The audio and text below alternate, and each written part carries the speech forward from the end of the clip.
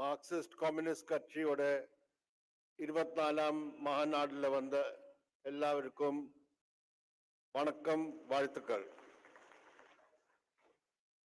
The party congress is the most important and supreme forum for the Communist Party.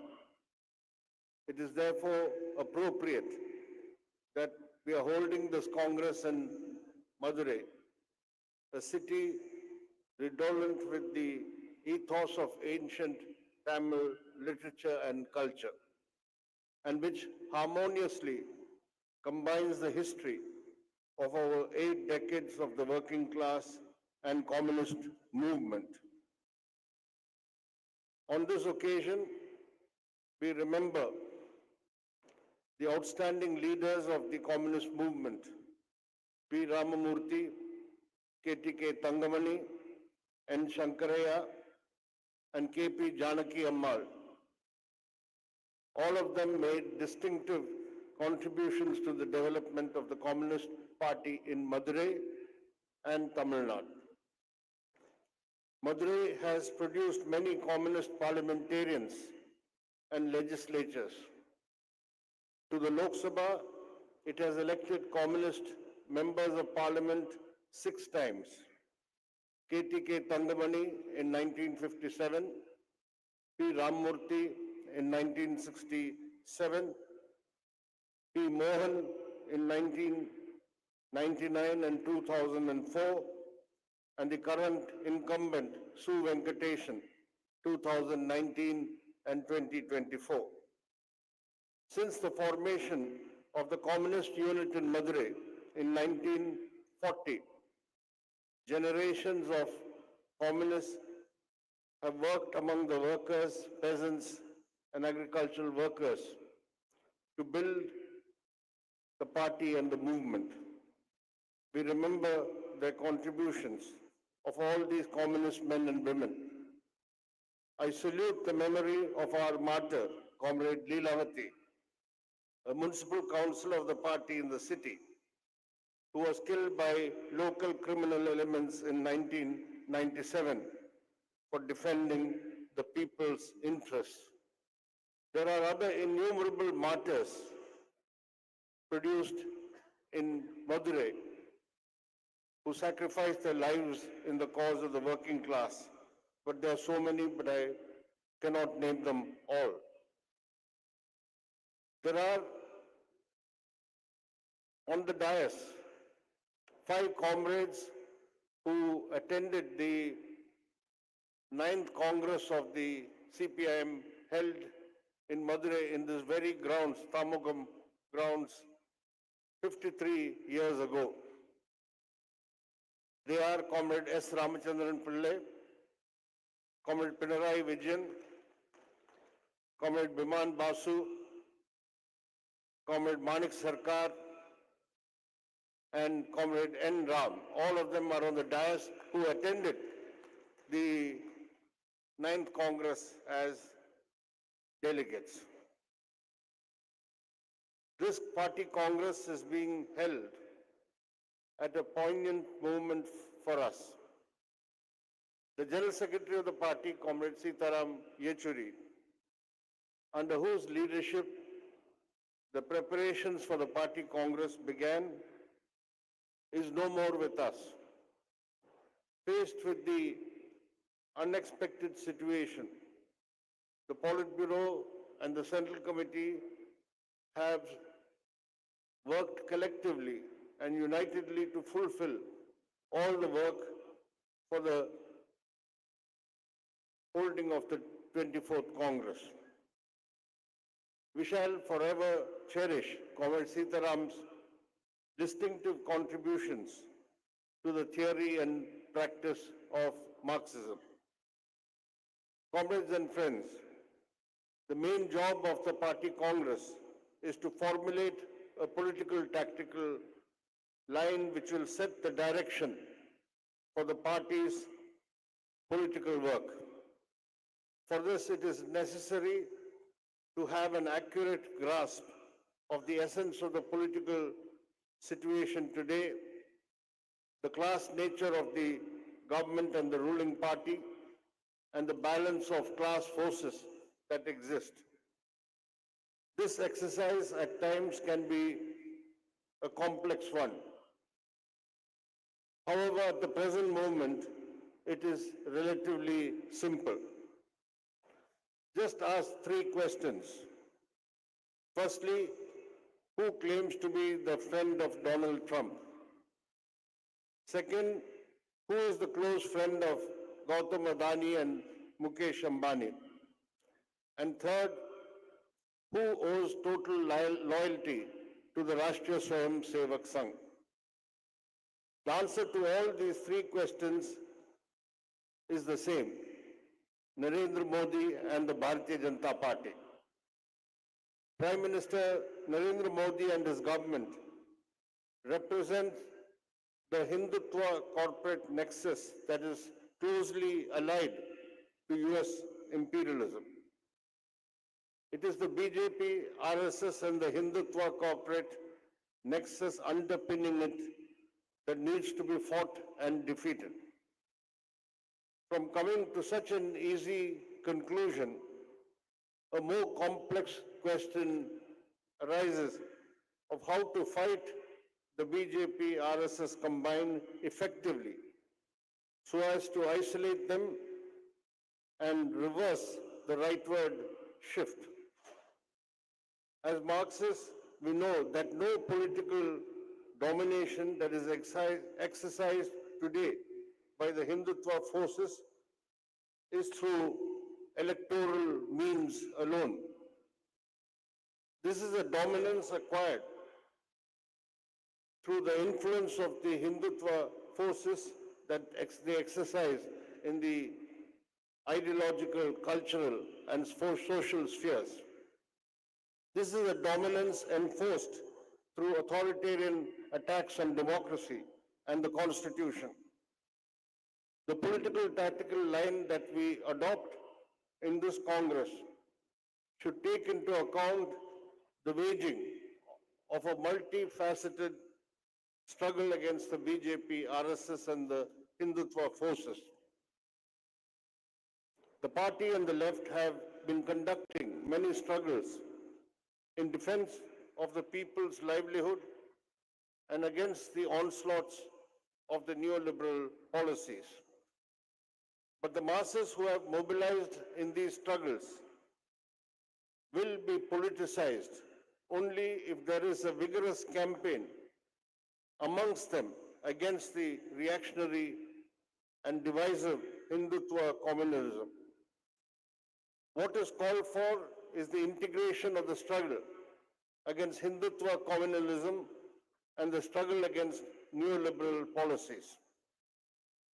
At this juncture, when we strive for the broadest mobilization of all secular forces against the BJP, it must be borne in mind that it is the left alone which is the consistent force which can firmly and uncompromisingly fight all manifestations of Hindutva and majoritarian communalism precisely because of our uncompromising stand on neoliberal policies. The Modi government in its third term is going ahead with the RSS-driven Hindutva agenda, aggressive neoliberal policies, and reinforcing authoritarianism. In this process, it is displaying neo-fascist characteristics. Implementing the fascistic agenda of the RSS entails the constant targeting of the Muslim minority. They are marked for persecution through communal violence perpetrated by the Hindutva outfits, aided and abetted by the state machinery in the BJP-ruled states. This state of perennial violence and intimidation directed against the Muslim community is part of the drive to create a permanent communal divide and to effect a pan-Hindutva consolidation. The Modi government has become a byword for crony capitalism. It seeks to privatize new sectors and provide new areas for profit maximization for the big monopolies. As a result, we are seeing unprecedented inequality, with the top 1% of the population owning 40% of the total wealth of the country. There are high levels of unemployment, particularly among youth, increased exploitation of labor through contractualization and informalization, and the fall in the share of wages in the net value added in the industrial sector. The condition of farmers and agricultural workers have also worsened due to the worsening agrarian crisis. The coming period will see an intensification of the class and mass struggles of the working people, and we must be prepared to give a political direction to these struggles. The government is going ahead with the implementation of the 4 labor codes which curtail the rights of workers. These anti-working class laws have to be fought. The central trade unions have given a call for a one-day strike on May 20th, demanding the withdrawal of these 4 labor codes. The left parties and all other class and mass organizations will work to make this strike a resounding success. The fact that the BJP lost its majority in the Lok Sabha and that the NDA does not command a 2/3 majority in either house of parliament has not stopped the Modi government's authoritarian efforts to reshape the Indian state and the constitution. The constitutional amendment bill to bring about simultaneous elections to the Lok Sabha and the legislative assemblies is a direct assault on federalism and states' rights. The steps to curtail parliament, weaken the higher judiciary, and erode the independent status of the election commission are still ongoing. Draconian laws like the UAPA and the PMLA are being used against opposition leaders. For the first time in independent India, 2 elected chief ministers were put in jail on so-called corruption charges.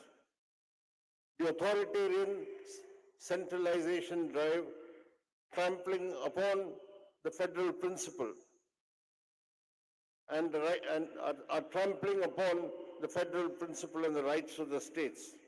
There is blatant discrimination in the allocation of funds to the non-BJP state governments.